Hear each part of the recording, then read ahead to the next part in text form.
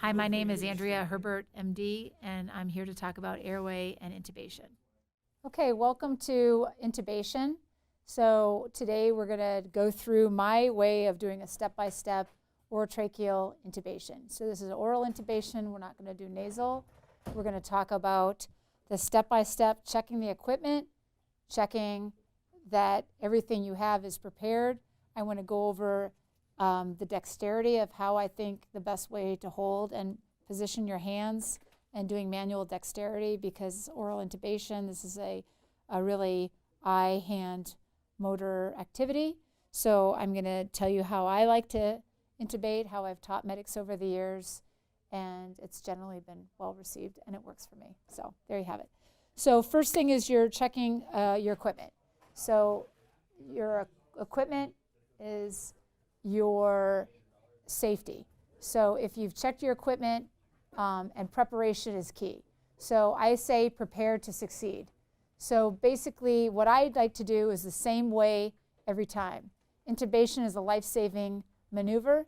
Orally intubating somebody is going to make a difference in saving their life if you do it correctly. What gives me comfort in a very stressful situation is to know that my equipment is in the same place every time. I've checked it the same way every time.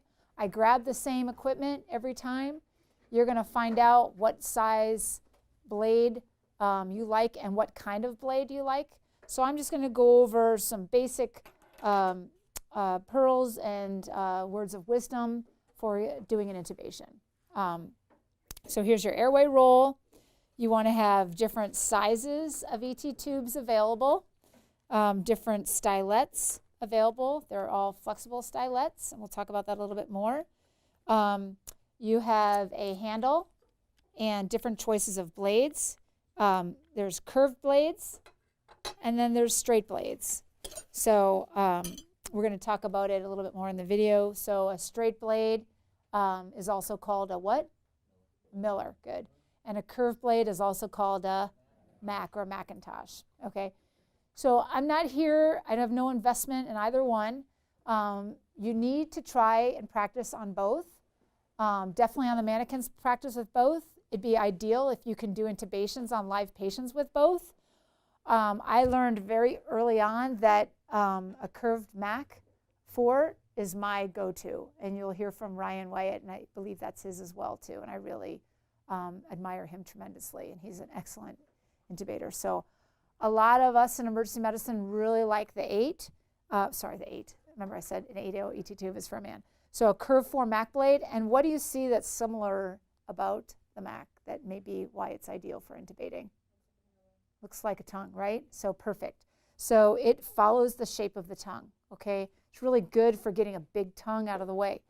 Now, a straight blade or a Miller definitely has its advantages too. I will tell you this, most anesthesiologists, a Miller, a big Miller, is their go-to blade in a difficult airway. When they come to the emergency department, they give me a big Miller, okay?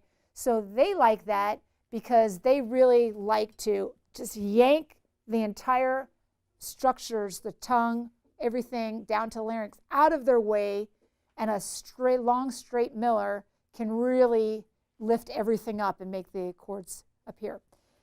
It doesn't have the advantage of curving along the structure of the tongue, so to speak, but it does lift everything. Sorry. Oh, you're a doctor. You're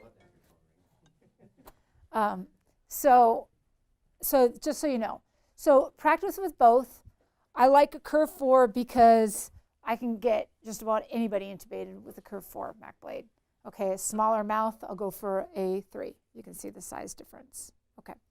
So when I'm checking my equipment, so I said you have ET tubes ready, you have stylets ready, you have a handle, okay? The way you know the handle is working, and the blade is you connect them, okay?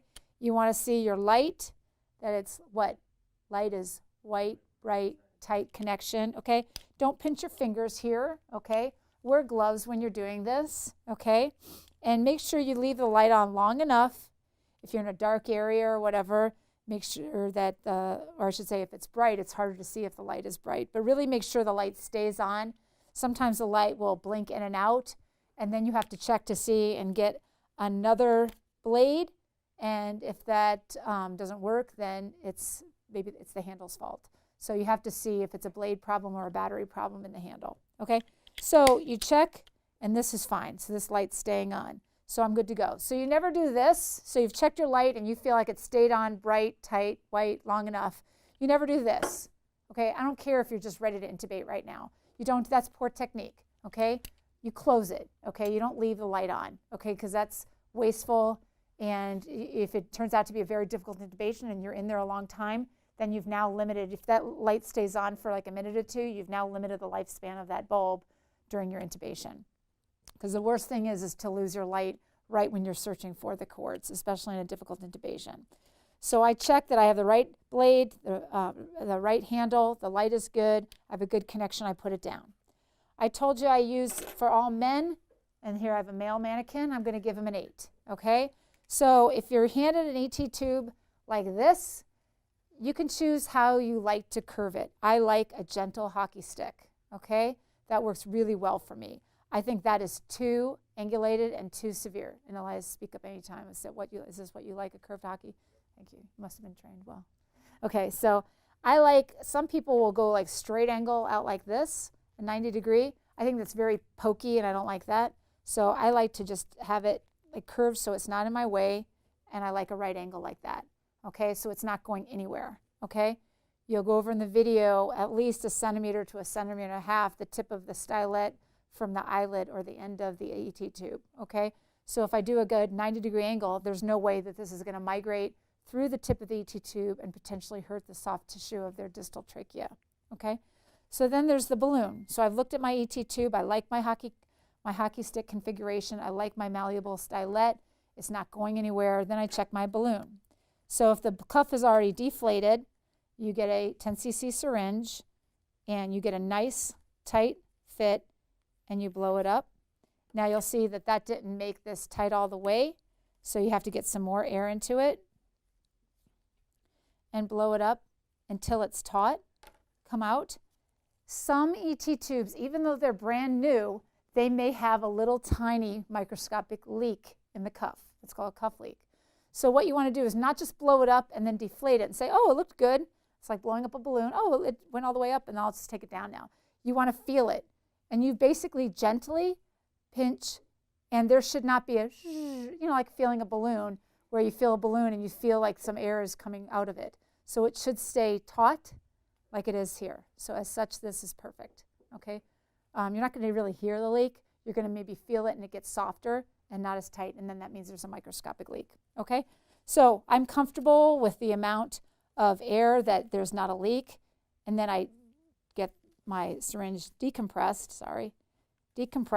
and take all the air out, okay? And like such. So you get all the air out, then fill your 10 cc all the way. So it's a stressful situation. You want to have everything ready. You don't want to have to, oh shoot, I forgot to have my syringe filled up with air. So it's like one step if you're ready to intubate and you realize you have a decompressed syringe attached to your ET tube. Then that's one step. Now you're stressed out and you're disconnecting, so have everything ready. Or if your assistant's handing it to you, they should hand it to you as such, okay? Ready to inflate and go. To lube or not to lube, okay? So if you're going to lubricate the cuff, okay, I would recommend doing that in a patient that is dry-mouthed. Who do we have? What population do we have? Significant percentage of the year in southern Arizona. Dehydrated, right? Dehydrated patients, whether it's border crossers, dehydrated patients, we have quite a bit, okay? Their mouths are going to be dry as dry can be. I would recommend you lubricating. When you lubricate the end of an ET tube, you are not lubricating down here at the tip, okay? That's not where it needs to be. It's lubricating the cuff. Very small amount of sterile lubricant, and you just coat it lightly. It should not be glopping. It should not be dripping. It should not be big squirts of it on there, because where is that lubricant going to go? Where is that surgical lube going to go? It's going to go in the lungs, okay, and that's not appropriate, okay? So it's basically just a glistening layer so that the ET tube does not get stuck on the tongue or the soft tissue as it's migrating past the tongue, going to the cords, promised land where it wants to be. Okay, So you're going to have your BVM. This is something you're doing before you're ready to intubate. So patient should already be on non-rebreather, and then put on a non-rebreather, or you go ahead and start bagging the patient, okay, depending on what the situation is. So I don't have a BVM, but you're doing good seal, good BVM respirations. So for your equipment, if you suspect that there might be a foreign body, you need to have McGill forceps available. Certainly if somebody that went into sudden respiratory distress, particularly a child that was awake and playing and all of a sudden is unconscious or in respiratory distress but not unconscious yet, you better be thinking of an acute foreign body obstruction, a toy, a piece of food, whatever. So have McGills ready in any kid with respiratory distress. It's critical. Also, if you look at a patient and they are dentally challenged, they have teeth that are loose that you think may be knocked out, I would have McGills ready, okay? So you have that ready in case a tooth accidentally gets dislodged. Okay, so as regarding, that was preparation. So stage 1 is preparation. So I've prepared, obviously suction is going to be hooked up either to a suction, portable suction, or for us in the emergency department, we have wall suction. I like to have everything on my right. So I have suction on my right. I have my equipment on the right that I grab for. Okay, the monitor can obviously be on either side.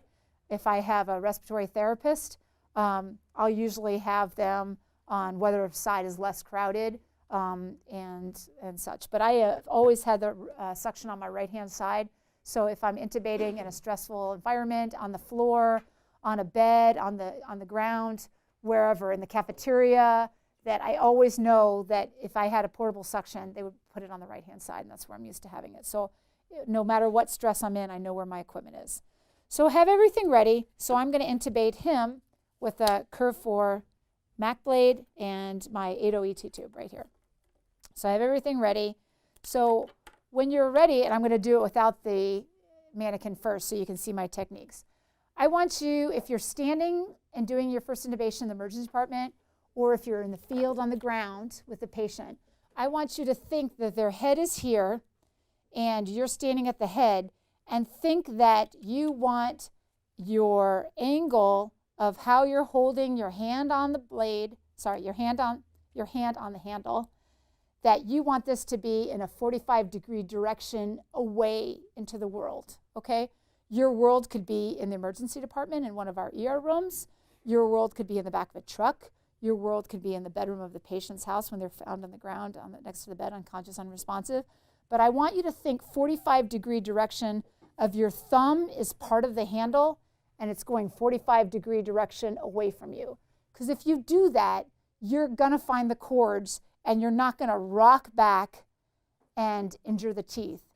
And it's not so much that I don't want teeth getting injured. It's the fact that if you're injuring the teeth, that means you're rocking back and you're not finding the cords. So it's improper technique and not getting you where you need to be, and the teeth are the victims or the byproduct of you not getting where you need to be, okay? So when you're ready, when you have everything ready, it is best to try to do intubation with both hands, okay? In the beginning, you might be stressed and you might want to manipulate the head and have somebody hand you the ET tube. I think that's fine, okay? If you're intubating with me, I will definitely hand you the ET tube. I will definitely help you, okay? So some people, it takes a while before they're ready to manipulate the head, open up the mouth, and do all that while they're holding the ET tube at the same time. And I get that. That's totally fine. Okay, so when you have the head, obviously we talked about before, you're going to look at what makes a difficult anatomy for the airway. You're going to do what you can do to try to open the airway and improve your chances of success, okay? So if it's a non-trauma patient, you're going to do what to their head and their jaw? You're going to do head tilt, chin lift, okay?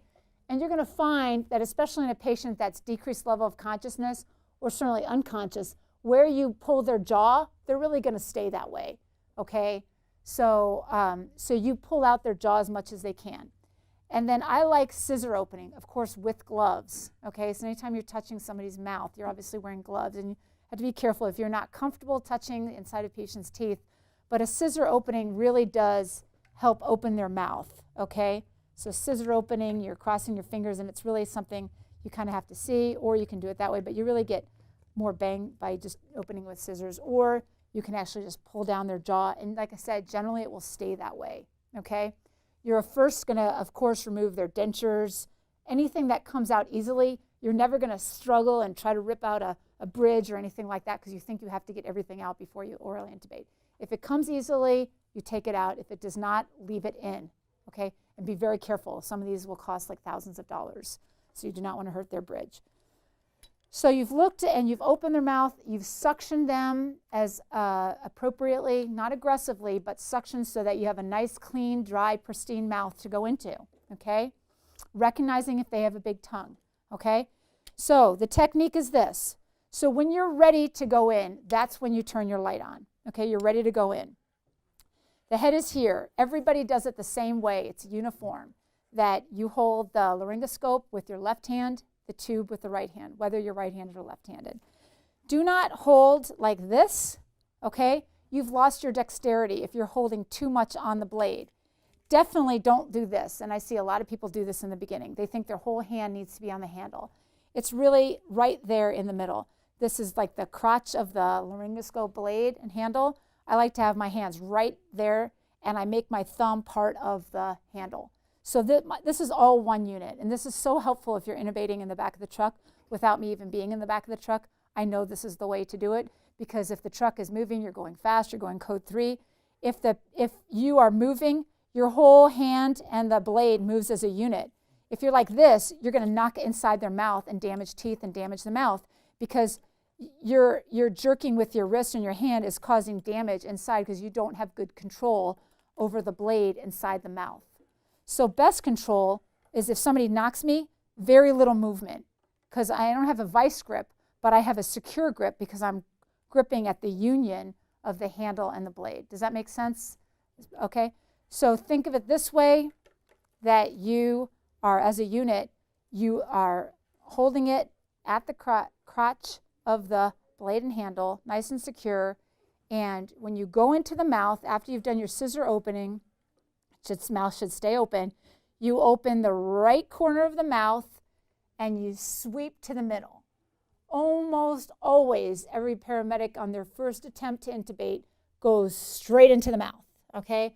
They're excited, they're stressed, it's adrenaline situation, and they think, blade needs to go into the tongue, okay? But actually what's gonna happen? The tongue's gonna flop right into your view. It's gonna flop from the right or to the left, right in your view, and block your view of the cords. So you have to start in the right corner of the mouth, and this is the same with the Miller as well. You need to do it with Miller as well. Start in the right corner of the mouth and sweep to the middle, and remind yourself that it's a 45-degree direction away, okay? So there should never be any rocking back of your wrist. If you do that, you're gonna hear the click on the mannequin. You're gonna hear you're hitting the teeth in the field. I'm gonna tell you, I'm going to be looking right in the mouth and say, on the teeth, you're on the teeth, you're on, get off the teeth, get off the teeth, because you're looking for the cords. Whoever your supervisor is seeing where you are oriented in the mouth, okay? And you have to be mindful of where you are in the mouth. On babies and toddlers, they won't have teeth. So when you rock back, you're going to injure what? Their gums, and you can cut and tear their gums, okay? So there's never rocking back of the wrist. You keep your forearm and your all the way through your wrist is as a unit. Keep it locked. Doesn't mean you're like in a vice grip, but you really keep it at a 45-degree angle, and you don't have to have strong forearm strength. As you can see, I don't have well-developed forearm strength, but I'm a really good intubator because I know not to do this, and I know to keep this all solid as one unit. Question? So why do you always hold the blade in the left hand regardless of dominance? It's just, it's a standard that's just accepted across emergency medicine and anesthesia. So also, good point, that do you see here, you asked the question, the laryngoscope blade is so that, do you see this? So that the laryngoscope blade is structured so that the ET tube is sliding down the middle. So it has to approach from the right to go in as such. So it's the way the laryngoscope blades are designated as well. So that's really the main reason. So by conformity is why it's that way. So right corner of the mouth, okay? So the blade right corner of the mouth, you almost always have to go in a little bit further. and you are going to do motions that are going further down, not rocking back, okay, and never jabbing, okay? And it's a little easier to show on a mannequin than my hand suspended in midair. The key thing is that the ET tube follows what you just did with the laryngoscope blade. Corner of the mouth and advance it. If you go straight in like this, you've now blocked your hard-fought view of the cords. So again, corner of the right side of the mouth, sweep it right into view of the cords. Do not advance the ET tube unless you see the cords. You might not see all of the view of the cords. If you see limited, you're going to see the posterior, okay? Because the difficult airways are more anterior. And that's when you have to rely on somebody giving you more crike pressure if you don't see a full view of the cords. So you go in, and you never, ever, ever take your view off the cords. So you don't need to talk to the driver. You don't need to talk to somebody and say, hey, you have suction ready for me, right? Oh, crap, I just lost my view of the cords. Okay, or say you drop this. Oh, crap, I just lost my view of the cords. Somebody's there to help you. Don't look for the suction. That's why I see people make mistakes. They go looking for suction, they drop their ET tube, or they didn't want to hold it. They wanted to open the mouth a little bit more. I can't find it. Oh, here it is. Okay. Or be a good assistant. I've had so many people over the years hand me an ET tube like this. So don't do that. Hand it to them, and their hand is out like this, right in like that. Go. So hand it to them the right way, okay? Everybody knows, hand it to me the right way. Hand me a McGill the right way. I don't need to look away if you hand it to me the right way. So you go in, and you never take your eyes off the cords. No matter the ambulance is moving, you don't look away. And it is uncomfortable, okay? If you can't get the intubation right away, you still have to keep your forearm, wrist, and hand in a unit locked and loaded like that. You just can't, I'm getting tired and want to relax your wrist. You can't do that or you will not find the cords and you'll hurt their mouth or the teeth. So you put it in, and hopefully you have an assistant, okay, that is going to simultaneously take the stylet out. You can back out, and that's another mistake I see. You need to back out the laryngoscope blade in the same angle you went in. So you went in nice and gently. You started at the right and swept to the middle. You back it out gently. You don't have to back it out to the right, but some people just pull it out, and they knock the teeth out on the way out. That's not right. So you back it out and come out gently, okay? Because everybody just wants to know if the tube's in the cords. Oh, I got to see the end-tidal CO2. Oh, just come out real quickly, and they don't think, and they're hurting the patient. So you take it out gently. You're securing. This is hard, obviously, to do all by myself. But you have the ET tube in, and somebody's taking the stylet out, holding the ET tube in place. This one's really rigid. And at the same time, inflating the cuff. You might need to do it twice and inflate some more air in the cuff. And end-tidal CO2 should immediately be available.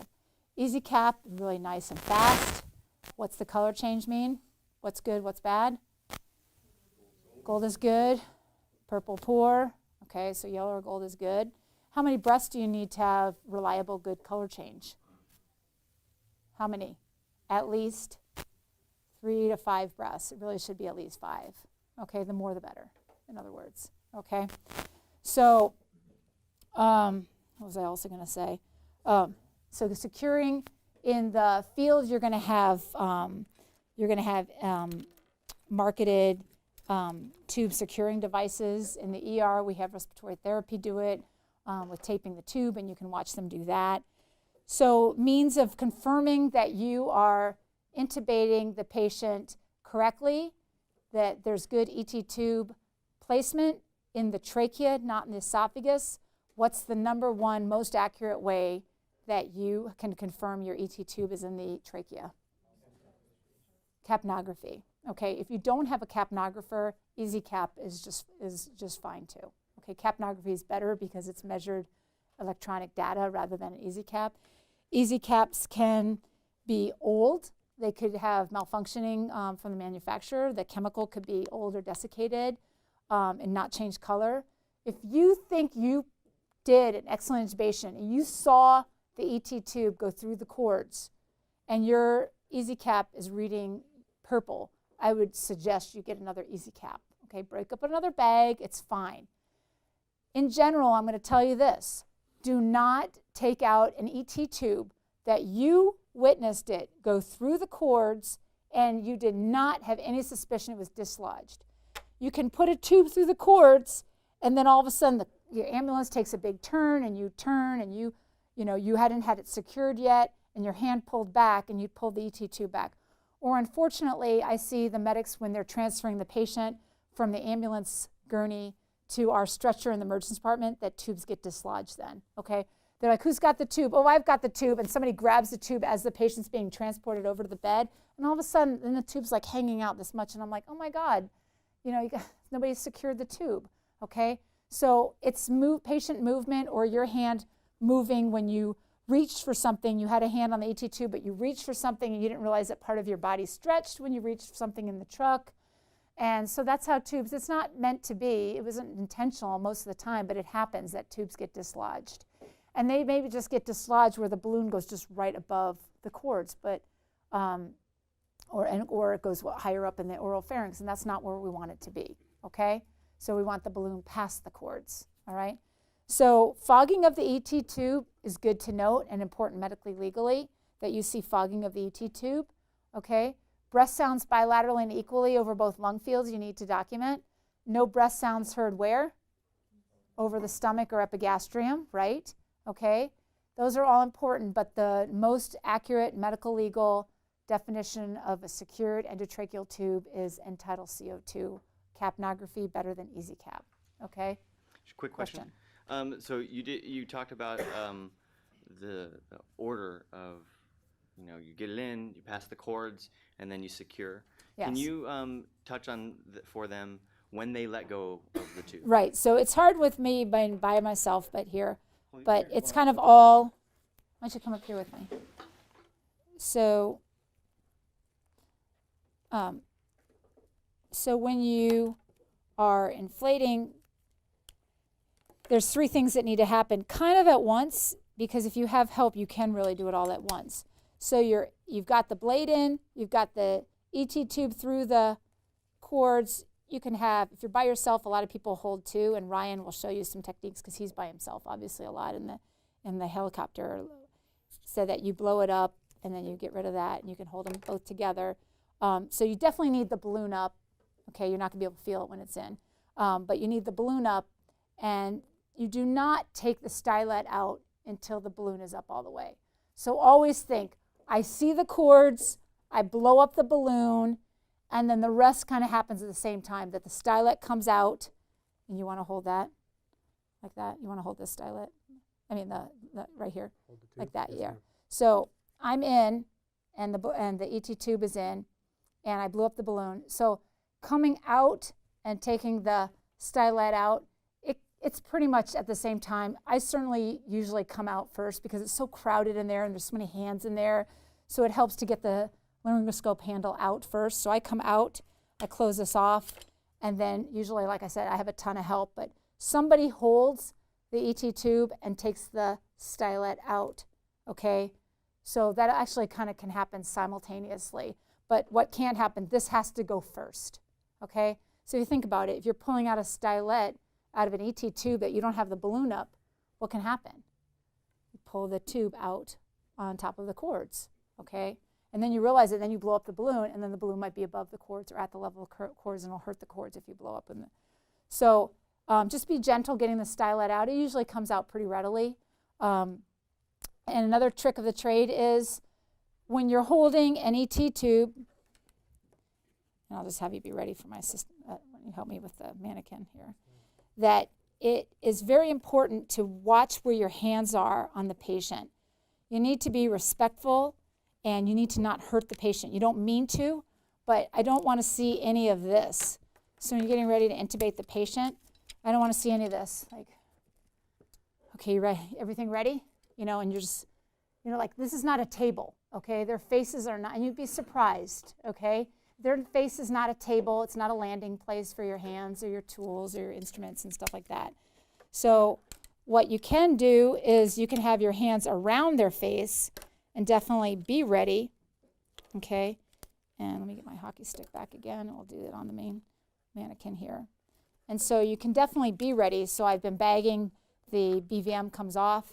I'm not a trauma patient here, so I'm going to really try to hold the head down. And I think I'm going to have to actually have you hold it. Devin said you have to hold that. So I have really good head position. I'm ready to go. I've got all my equipment over here. I've like everything I have over here. So I do my scissor opening with my hands. And I see medics in the field that they'll tell me they'll do this or whatever. I think that's okay. I just don't want, like, hey, when are we going to intubate? Elbows up on top of their eyes or on their face or whatnot. So it's scissor opening, okay, inspecting the mouth, do a last minute suction, suction, suction, again, so you have a dry, pristine field. So steps are scissor opening, light on, right corner of the mouth, sweep to the middle, nice grip on the crotch of the handle. My thumb is part of the blade. I might need to go like this a little bit, and I look, and it's totally fine to have your forehead on their face like this, because it's really, as long as you're not directing pressure to their eyes. So there we go. So corner of the mouth, midline, and it's in. So I say to my assistant, balloon up, coming out, gently. I'd get the light off. And this is what I want to teach you. Do not hold the ET tube up high here, because all of a sudden your driver comes to a complete stop, and you go forward and you pull the ET tube out, or you fall backwards and you pull the ET tube out. Even though the balloon is up, let me just tell you, that balloon is not much of an anchor, okay? It's going to go wherever that hand is that's holding the ET tube. Trust me on this, okay? So you will have success about not dislodging a tube if you keep your hands pinched on the ET tube at the level of their mouth. And it's perfectly fine to have your hands resting like this. So a lot of medics, a lot of doctors, a lot of anesthesia, they'll rest their hands like this the whole time they're talking. They'll intubate and they'll talk to the surgeon, and their hands are like this the whole time. So pinch on the face is fine, but just watch your hands are not on their eyes or on their nose, that kind of thing. So pinch, and then you ask your assistant, can you get the stylet out, please? Okay. See, now this one's really stuck. I need two hands on this one. It's not going to be like that in the real life, okay? But you got to watch what you're doing, and people sometimes really get very lax about holding the ET tube, and it's a shame when it gets dislodged because you just did all that work, okay? So then you should immediately have the easy cap already hooked to a BVM, so it is seamless that you have hooked this on, and this should be attached to the BVM. So you put it on, and how many breaths? At least 3 to 5, okay? And you want to see fogging of the ET tube. You want to see chest wall rise and fall equally. No breath sounds over the stomach or epigastrium. You want to see yellow color change. And you want to inspect to make sure you didn't hurt the patient, okay? I didn't click the teeth. You didn't hear any clicking, right? So your assistant can also be looking to make sure, I don't know if you looked to see how far away I was from the teeth, but I was not anywhere near the teeth. You did great. Glad I passed. So look to see, because sometimes, unfortunately, I have hit the teeth, okay? I've hit the teeth in patients I have very small mouth opening. It's a critical situation. They don't need to be criked just because they have a small mouth. It's just you have to, I just have not a lot of movement in the mouth, and I just have to make sure I get it, or else I have to call anesthesia or do it. Glide scope actually helps reduce that problem because you don't need a lot of mouth opening with the glide scope. So really try to keep hands down low, okay? No jerking, jabbing. So I don't want to see any of this. I can't see the cords. I can't see. And you'll be surprised that it's not really that rough, but I do see kind of jabbing, all right? So when you go in, you don't see it. Well, I guess I have to take this out. Can you take the blue air out? So if you don't find it, you go in there, and you almost don't ever find it. Let me just get this out. Almost always your first attempt, like this first attempt, I'm at the base of the cords, and then I go a little bit further in, okay? So migrate it down and 45-degree angle away, and think I need to go deeper and more interior, but almost always crike pressure will help you find the cords. So RT or your assistant in the truck say, I need more crike pressure, okay? And sometimes even they call it burp. So burp actually works really well. It's backward, upward, rightward, posterior, or whatever.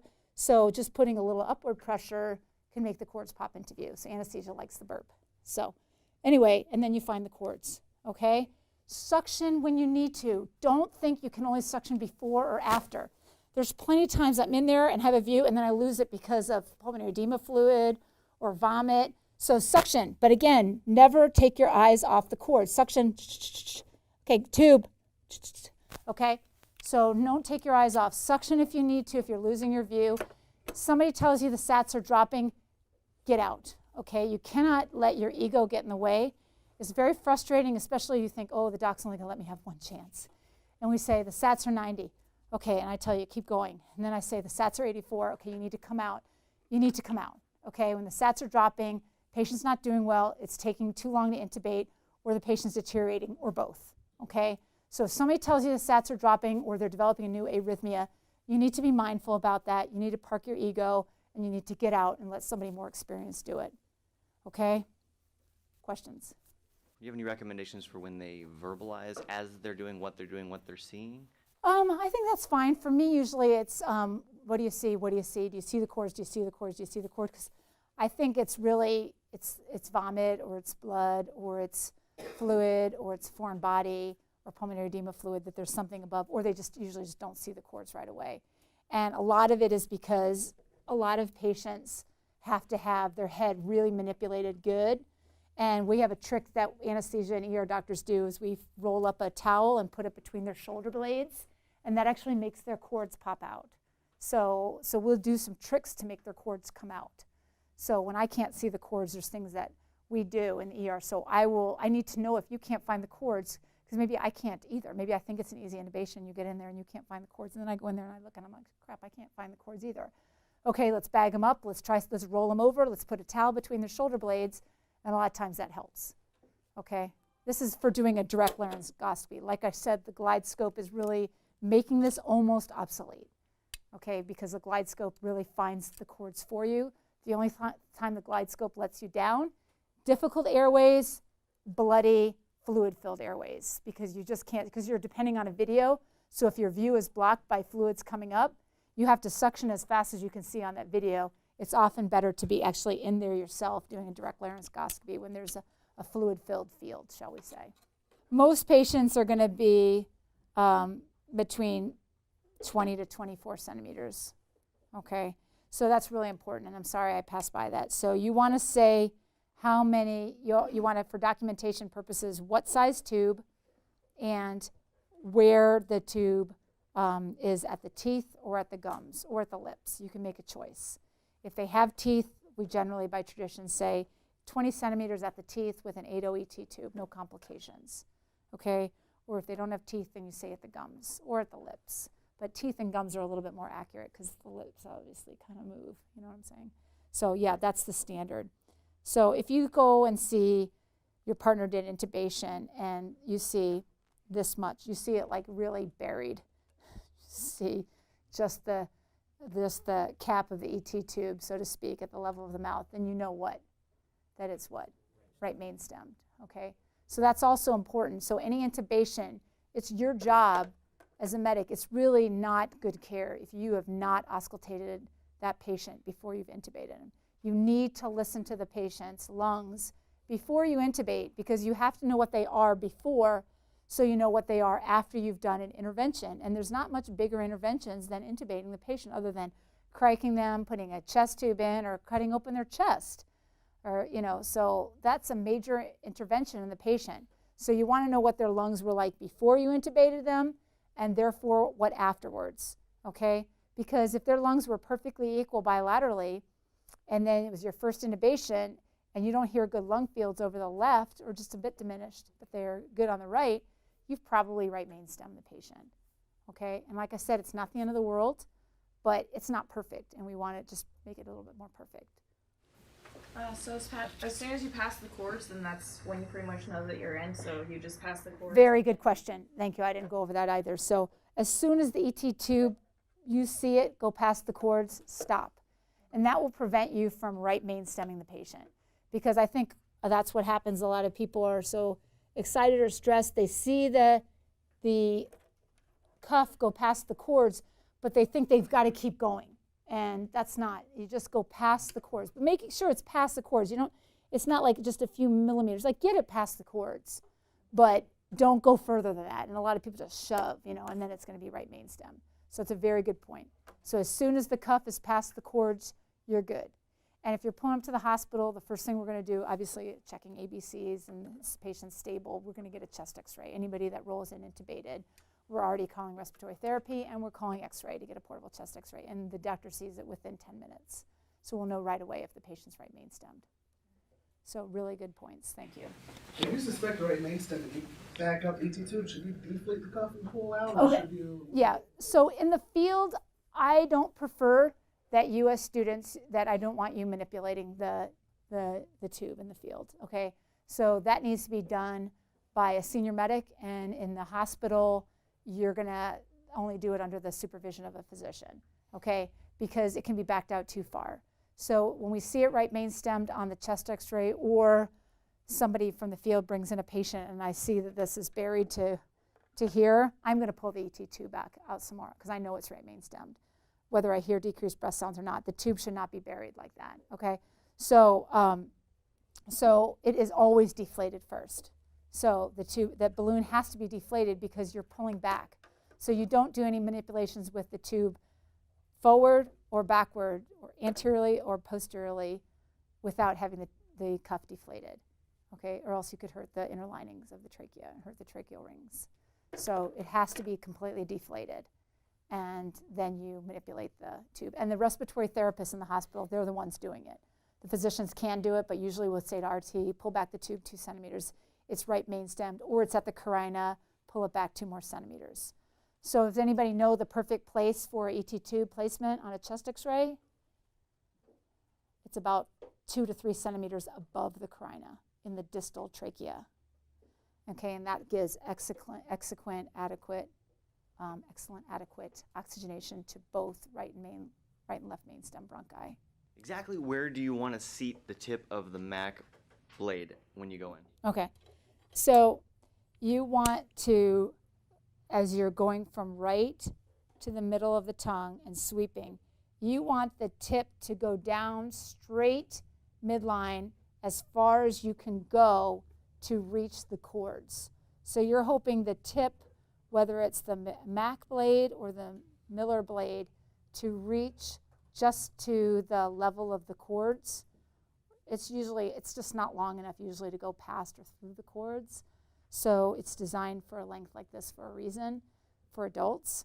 And so the tip is really going to be just, and there's a video that shows it better, or actually it's on a cadaver that we'll get to this afternoon, that the tip is really going to be just above the level of the cords.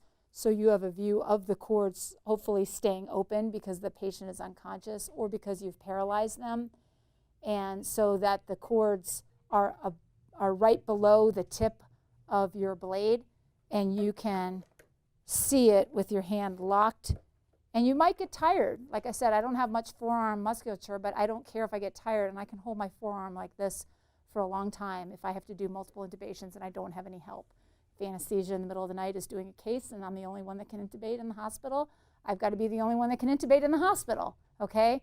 Or correct them. But I can't let myself get tired, because when you get tired, you get muscular fasciculations and that kind of thing. You can't let yourself do that. So you hold it locked in for as many times as you need to intubate the patient, and that you make sure that you go from the right corner of the mouth toward the middle, and that you don't obstruct your view until you get the tip of the ET tube just at the level of the cords, so you can see the tip passing through the cords. And that has to be your documentation. I visualize the ET tube passing through the cords. I say that on every patient, okay? Or if I have a poor view, then I'll be honest and I say I had a poor view of the cords, limited view, only the posterior cords, but I slid the ET tube past the posterior view that I had of the cords. So that will stand up in court. Question? So in the pre-hospital setting, if you get a visualization of the cords and they're closed, what do you do from there? You're not going to intubate through closed cords. So you tell your supervisor, I can't pass the tube, the cords are closed. So it's usually going to be because the patient's breathing or they're in spasmodic closure. So you're seeing them when they're breathing, they just haven't opened up their cords yet.